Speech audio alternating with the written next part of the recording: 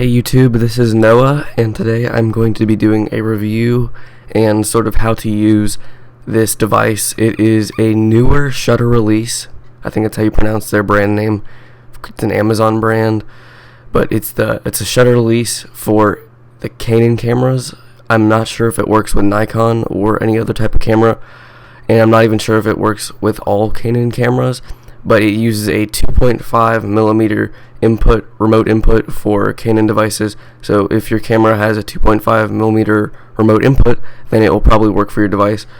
But like I said, I got it off Amazon for about 15 bucks, and I'm pretty sure it only works with Canon, but I wouldn't be surprised if it works with Nikon as well, or even other cameras such as Pentax, or I don't know. I'm just pretty sure it works with Canon only.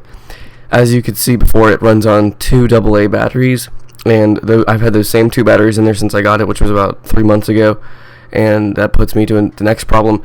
The LCD is constantly on this device, but since it's such a low power LCD, the batteries aren't drained immediately. They last a long time because all they're powering is a small LCD. It's not even color, so a pair of AA batteries will probably last you half a year, maybe more. Depends on how much you use it. But now on to the actual device. It has a pretty long cord that's good for, like, if you can't snake it across your yard or anything, but if you're right next to the camera and you don't want to touch it to mess up the picture while you're taking a long exposure, or for any other reason you don't want to touch your camera when you take the picture, this is a pretty good device. It's good for long exposure, like I said before, and it's also good for time-lapse. It's one of the only ways you can do time-lapse on my camera, at least the T5i. Some of the newer Canon cameras probably have a time-lapse function built in, but I think that's more of the new buyer type people that those kinds of cameras are geared towards, because most people that want to take time-lapses don't want to be touching their camera, so they would buy this device anyways. But like I said, it's 15 bucks on Amazon. It's not that big of a deal if you want to take time lapses, and it's a really cool device. It has a bunch of different menu options, but not too much to get you confused. When you can press and hold down the shutter, like I showed you before, if you can half press just like your DSLR, and it will do a focus. But I would recommend focusing on your camera and setting it to manual focus so you don't mess it up with this device.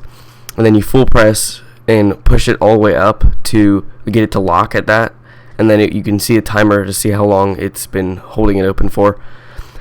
So you can take up to, I think, 30 seconds, maybe more. I've never tried more than 30 seconds, but you can hold it open pretty long, your shutter, so that you can take long exposure photos.